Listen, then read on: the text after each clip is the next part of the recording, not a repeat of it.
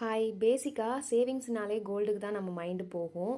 என் தங்கச்சி அவளோட சேவிங்ஸில் ஒரு பிரேஸ்லெட் வாங்கியிருந்தா. அது நார்மலாக வாங்கினோன்னா நம்மளுக்கு 90,000 ரேட்டு போட்டிருப்பாங்க. ஆனால் அவள் 72,000 தான் வாங்கினா. எப்படின்னு சொல்கிறேன் கேளுங்க.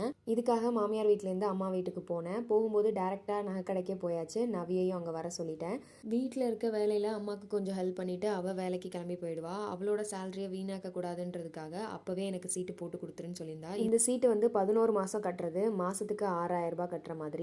ஒவ்வொரு மாதமும் அவள் கட்டுற அமௌண்ட்டு நகையாக சேரும், பணமாக சேராது. நல்லா நோட் பண்ணிக்கோங்க. நகையாக சேர்ற மாதிரி உள்ள நகை சீட்டு தான் போடணும், பணமாக சேர்ற மாதிரி உள்ளது போடாதீங்க. டோட்டலாக அவள் கட்டியிருக்க அமௌண்ட்டுக்கு 8 கிராம் 600 மில்லி கோல்டு சேவ் ஆயிருந்தது. நாங்கள் 9 கிராமில் அவளுக்கு இந்த பிரேஸ்லெட் எடுத்திருந்தோம். இப்போ நான் சொல்கிறேன் எப்படி 72,000 எடுத்தோன்னு. எடுத்த நகையோட வெயிட்டும் அதுக்கடுத்து அன்னைய கோல்டோட ரேட்டும் போட்டால் 81,450 வருது. இது இல்லாமல் வேஸ்டேஜ் உங்களுக்கு ஆட் பண்ணாங்கன்னா 9,000 போடுவாங்க. ஏன்னா இது ஒயிட் கோல்டு மிக்ஸ் ஆகிருக்கனால கண்டிப்பாக உங்களுக்கு வேஸ்டேஜ் அதிகமாக வரும். 90,450 வருது. இவ 11 மாதம் 6,000 சீட்டு கட்டியிருக்கா. நாங்கள் வாங்கும்போது எக்ஸ்ட்ராவாக இருந்ததுக்கு மட்டும் 6,000 காசு கொடுத்துருக்கோம். டோட்டலாக 72,000 இந்த நகையை வாங்கியிருக்கோம். இந்த ஸ்கீமை யூஸ் பண்ணி கோல்டு வாங்கினதுனால எங்களுக்கு 18,000 லாபம் வந்திருக்கு. இந்த 72,000 படி கணக்கு பண்ணி பார்த்தா நாங்கள் எடுத்திருக்க கோல்டு ஒரு கிராமோட ரேட்டு 7,973 தான் வாங்கியிருக்கோம். ஆனால் நாங்கள் வாங்கின அன்னைக்கு ஒரு கிராமோட ரேட்டு 9,020. அதனால நகை சீட்டு போடுறவங்க பணமாக போடாமல் இந்த மாதிரி கோல்டாக சேவ் ஆகிற மாதிரி போடுங்க. இது ரிலேட்டடாக ஏதாவது டவுட்ஸ் இருந்துச்சுன்னா கமெண்ட்ஸில் சொல்லுங்கள். போனதுக்கு எனக்கும் ஆலிக்கும் பிரேஸ்லெட்டும் செயினும் வாங்கிட்டு கிளம்பிட்டோம். டாட்டா.